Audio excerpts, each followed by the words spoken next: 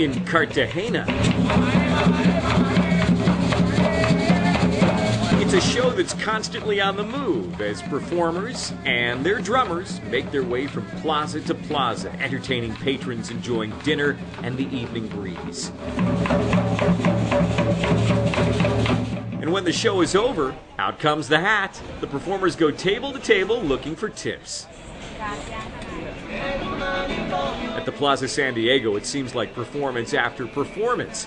These local musicians serenade a couple with a Fonseca tune.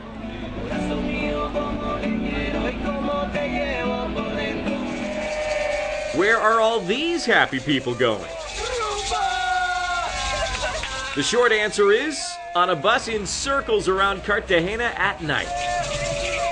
This is a chiva, or party bus. You get on, have a few drinks while somebody else drives, and listen to the music of conjuntos vallenatos groups who are riding along with you. It's very costeño. Climb these steps up Cartagena's old wall and you enter one of the city's most magical places, Cafe Del Mar, a windswept paradise at night where you can watch the city lights, feel the breeze off the ocean, and grab a drink with your friends. The life in Cartagena is amazing, says this man with a huge smile. No visit to the city is complete without coming to Cafe Del Mar to feel the magic. Some nights the music is house, other nights it's chill out. One time I came here and it was bossa nova. Luis the bartender is busy making your favorite tropical flavors. I'm a big fan of the mojitos at Cafe Del Mar.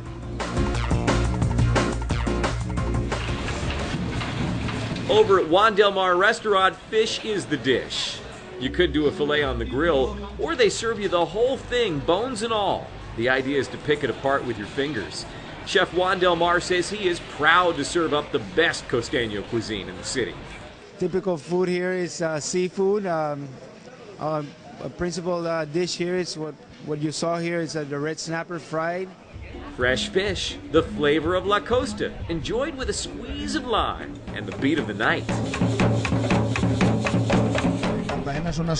Cartagena is a charming and delighting city. It's amazing, unique.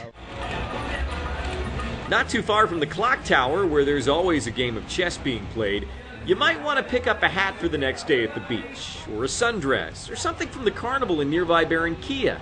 Maybe a bird figurine, or a carriel, a Colombian-styled purse. After all that shopping and browsing, you might need a beer. Well, a great place to go have one is right next to the wall. It's a restaurant called Donde Fidel, and there's always great music and people watching there. Or just a short walk away, you'll find more outdoor cafes. Here, you may encounter women called palenqueras who sell fresh fruit. Passion fruit. And they're quite famous because of how they balance all that fruit on their heads in metal bowls. And if you're lucky, the palenqueras will even teach you how to do it. In that same part of the old town, you'll find a plaza filled with metal sculptures in front of the Church of St. Peter of the Slaves. There's also a statue of Catalina de Indias, the symbol of the city. And strike a pose. Every tourist has to take a photo in front of the famous Botero statue. It's one of the most photographed spots in the old town. During the day as you walk around, it's hot and sunny, so always bring a hat as you stroll through the streets. If you're looking for more of a breeze, jump up on top of the wall that surrounds the old town and take in a view of the ocean. With the old cannon still in place on the wall, you feel lost in time. If it's beach you're looking for, you could be doing backflips like this little guy after a day in the waves. Cartagena's best beach is in Boca Grande, near the big hotels. And for many tourists, it's an acquired taste because they say it's tough to relax here. That's because parking yourself on the beach is like parking yourself in the middle of a market. People are selling, selling, and selling. These women with the little buckets, for example, they're selling you foot massages. The best way to escape the sales pitch is to strap on some headphones and listen to some music while you ignore the salespeople. Or simply go take a dip in the water. Cartagena, like the show that never ends. And yes, it is one heck of a performance. Colors, sights, sounds, flavors, little dogs in mochilas, and people, nice people, welcoming the world to Colombia's north coast.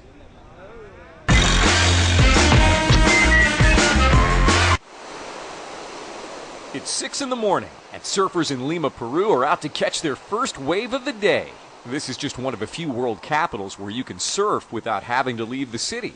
For many, like Stefan Reich, a psychologist, this is a refreshing way to start the workday. After being in the sea, I come out re-energized for the rest of the day to do my job. It's really spectacular, he says.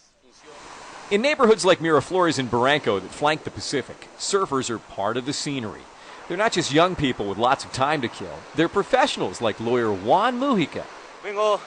I come and surf 4 times a week, Tuesday, Wednesday, and on Saturday and Sundays. I'm always surfing.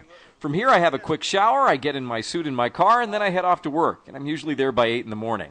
This has been my routine for the last 10 years, and I want to keep on surfing as long as God gives me the strength to do it. Peru now has close to 100,000 amateur surfers. And as the sport becomes more and more popular, it's also becoming more accessible across the class divide. Champion surfer Roberto Meza has been riding the crest of Peru's surfing wave for decades. He founded South America's first surf school 20 years ago. The first surfers were aristocratic people with lots of money. Then it began to evolve and became more of a popular way to do things. Nowadays, surfing is practiced in the shanty towns in the north and south of the city. So it's really evolved across the different generations between 1920 and today in 2012. As surf schools multiply in Lima, so do the number of international visitors hoping to sample the waves on Peru's 2,000-mile-long Pacific coastline. And with what many consider to be the best waves in South America, it's little wonder they managed to draw in the crowds from daybreak to sunset.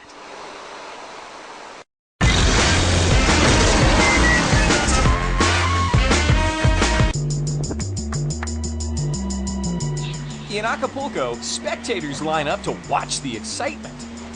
These divers are about to risk their lives.